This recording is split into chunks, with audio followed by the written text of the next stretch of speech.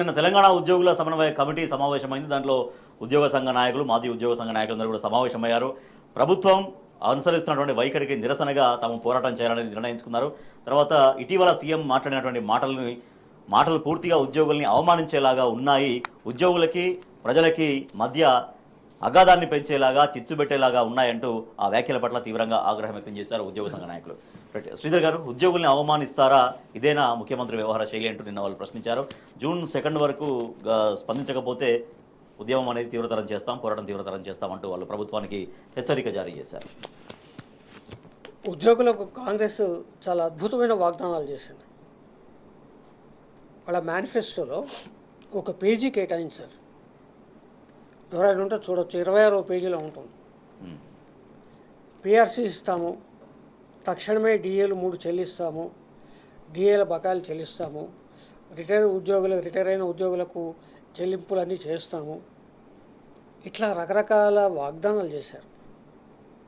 ఆ రాహుల్ గాంధీ, సోనియా గాంధీ గారు కూడా ఆ వాగ్దానాలు చేశారు. సహజంగానే ఉద్యోగులు ఆశ పెట్టుకుంటారు కదా. ఇవాళ ఏంటంటే అందులో కొంత చేసినా బాగుండేది, అసలుకే గండి కొట్టే ప్రయత్నం చేస్తున్నారు. మన ముఖ్యమంత్రి గారు ఏమన్నారు, ఉద్యోగుల విషయంలో ఆయన మాట్లాడుతూ సమావేశంలో నన్ను కోసినా రూపాయి లేదన్నాడు. అంటే బాధ్యత నుంచి ముఖ్యమంత్రి తప్పించుకోవడం అనే ఒక విధానాన్ని ఇవాళ మొదటిసారి చూస్తున్నాం. గతంలో ముఖ్యమంత్రులు, ఉద్యోగ సంఘాల నేతలు చర్చలు జరిపారు. ముఖ్యమంత్రులు విన్నారు, ఇంత ఇవ్వలేము కొంత ఇస్తామన్నారు, వాయిదాల ప్రకారం ఇచ్చారు. ఇది జరిగింది. కానీ నన్ను కోసిన రూపాయి లేదన్న ఎక్కడా చూడలేదు. కోసిన రూపాయి లేదనేవాడు మరి వాగ్దానం ఎందుకు చేశాడు? ఒకటి. రెండవది ఏంటంటే, ఇంకొక కుట్ర ఏంటంటే, ముఖ్యమంత్రి గారు ఎప్పుడైనా కానీ కొత్తగా అడుగుతున్నారన్న విషయం మాట్లాడతాడు. ఇవాళ ఉద్యోగులు అడుగుతుంది కొత్తదేమీ కాదు, అదనంగా అడుగుతుంది అంతకంటే కాదు. ఉద్యోగులు ప్రతి నెల దాచుకుంటారు, కొంత సొమ్ముని ప్రభుత్వం దగ్గరే దాచుకుంటారు. ఎందుకు దాచుకుంటారంటే, రిటైర్ అయిన తర్వాత ఆ సొమ్ము మొత్తంగా వస్తే దేనికైనా ఉపయోగపడుతుందని చెప్పేసి. అది కూడా ఎగ్గొట్టారు. ఇవాళ డిఏ ఇవ్వాలి, కరువు భత్యం. ఎందుకంటే ధరలు పెరుగుతుంటే దాని ప్రకారం కొంత జీతం పెంచుకుంటూ పోతారు. ఇది ప్రపంచవ్యాప్తంగా ఉంది, దేశవ్యాప్తంగా ఉంది. కాంగ్రెస్ పరిపాలిస్తున్న కర్ణాటక, హిమాచల్ ప్రదేశ్లో కూడా ఉంది. కానీ దరిద్రం ఏంటంటే ఒక్క తెలంగాణలోనే డిఏలు ఎగనామా పెట్టేశారు. 5 డిఏలు దాటిపోతున్నాయి. రేపు 6వ డిఏ రాబోతుంది. మరి ఉద్యోగులకు ఏం చేస్తున్నట్టు?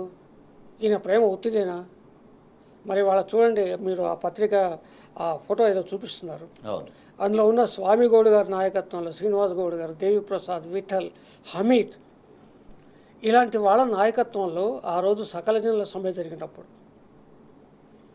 మరి వాళ్ళ రేవంత్ రెడ్డి గారు ఆ రోజు ఎక్కడున్నారో ఒకసారి ఆలోచించుకోవాలి. ఆయనకు ఒక ఎమోషనల్ బాండింగ్ లేదు ఉద్యోగుల పట్ల. అంటే ఎమోషనల్ బాండింగ్ అర్థం ఏంటంటే, ఇప్పుడు కేసీఆర్ గారు ఉద్యోగులు కలిసి ఉద్యమించారు కాబట్టి ఒక భావస్వరూప్యమైన అనుబంధం ఉంటుంది.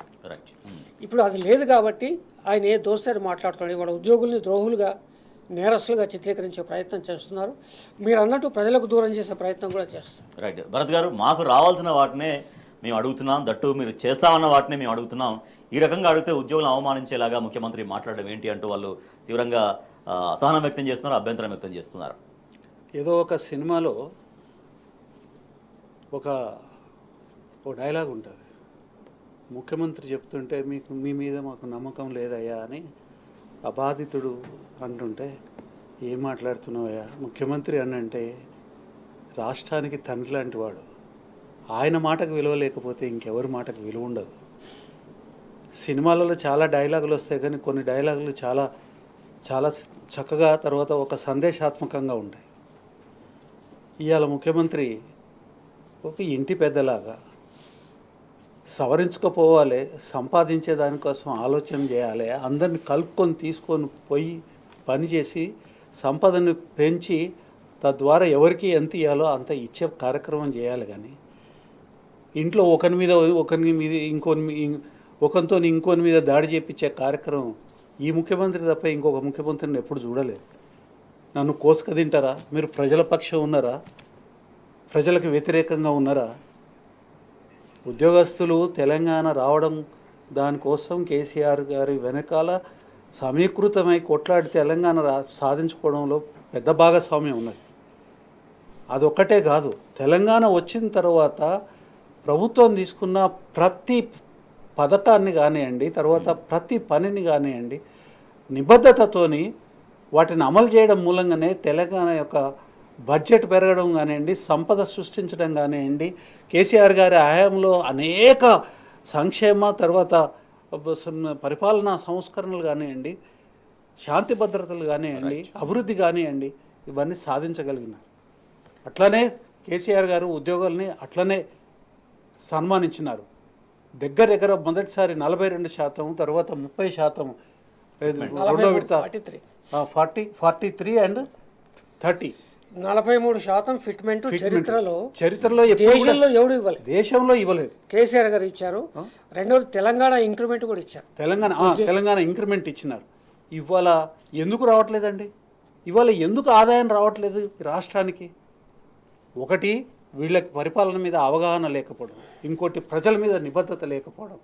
తర్వాత అధికారం వచ్చింది, మా పబ్బం మేము గడుపుకుందాం, ప్రజలు ఎటుపోతుంది, ఉద్యోగులు ఎటుపోతుంది, రాష్ట్రం ఎటుపోతుంది, ఎటుపోతే మాకేంది అనే ఒక ధోరణి ఏదైతే ఇవాళ ప్రభుత్వంలో కనిపిస్తుందో అది ప్రభుత్వానికి, ప్రజలకు మంచిది కాదు, ఉద్యోగస్తులకు మంచిది కాదు, ఈ రాష్ట్రానికే మంచిది కాదు. ఇది ఆలోచించాల్సిన విషయం.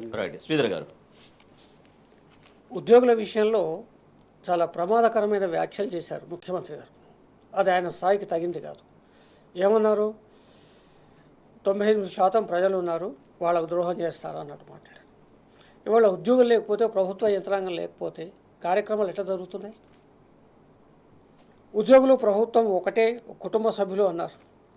కుటుంబ సభ్యులుగా అనుకున్నారు కాబట్టి ఉద్యోగులు మరి 18 నెలలు కావస్తున్నా వాళ్ళు ఓపిక పట్టారు, సామరస్యంగానే అడుగుతున్నారు. మన ఉద్యోగ సంఘాల నేతలు వాళ్ళు ప్రకటించారు. ఇప్పుడు వర్తమానం ఉద్యోగ సంఘాల నేతలు కనీసం మంత్రులు అపాయింట్మెంట్ ఇవ్వట్లేదు. బాధలు చెప్పుకుంటారు, వినాలి కదా. కనీసం ఇవాళ మంత్రులు ఉద్యోగ సంఘ నేతలకు అపాయింట్మెంట్ ఇవ్వట్లేదు. ఒక ఐఏఎస్ అధికారిని అట్లా నియమించారు, వదిలేశారు, అంతే. అపాయింట్మెంట్ ముఖ్యమంత్రి ఇవ్వట్లేదు. ఉద్యోగ సంఘాల బాధలు వినట్లేదు. అయ్యా మీరు చెప్పింది మీరు చేస్తామనేది అడుగుతున్నాము, పోనీ అది పక్కన పెట్టండి, కనీసం మేము దాచుకున్న డబ్బులు మాకు ఇవ్వండి.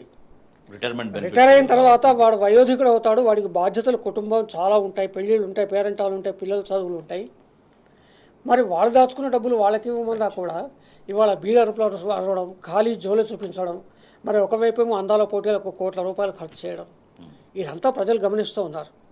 ఇప్పటికైనా సరే ఉద్యోగులతో ఎప్పుడు కూడా ఆటలాడుకోవడం, చెలగాటం కరెక్ట్ కాదు. ఎందుకంటే వాళ్ళు ప్రభుత్వానికి మూల స్తంభాలు, ప్రభుత్వ యంత్రాంగం నడుస్తుంది వాళ్ళ మీద. కానీ వాళ్ళను మోసగించి వాళ్లకు లేనిపోని నేరాలు ఆపాదించే ప్రయత్నం చేస్తే మాత్రం అది ప్రభుత్వానికి భావ్యం కాదు. రైట్గా తెలంగాణ ఉద్యోగుల సమన్వయ కమిటీ నిన్న సమావేశమైంది. జూన్ 2 వరకు ప్రభుత్వానికి గడువిస్తున్నాం. ఆలోగా మాకు చెప్పినటువంటి మాటలు కావచ్చు, మా డిమాండ్స్ కావచ్చు, నెరవేర్చే విధంగా ఒక రోడ్ మ్యాప్ ప్రకటించాలి, లేదంటే నెరవేర్చే విధంగా ప్రణాళిక మాకు స్పష్టంగా చెప్పాలి. తర్వాత లేకపోతే కనుక జూన్ 2 తర్వాత మా పోరాటాన్ని మరింతగా ఉధృతం చేస్తామంటూ నిన్న హెచ్చరించారు.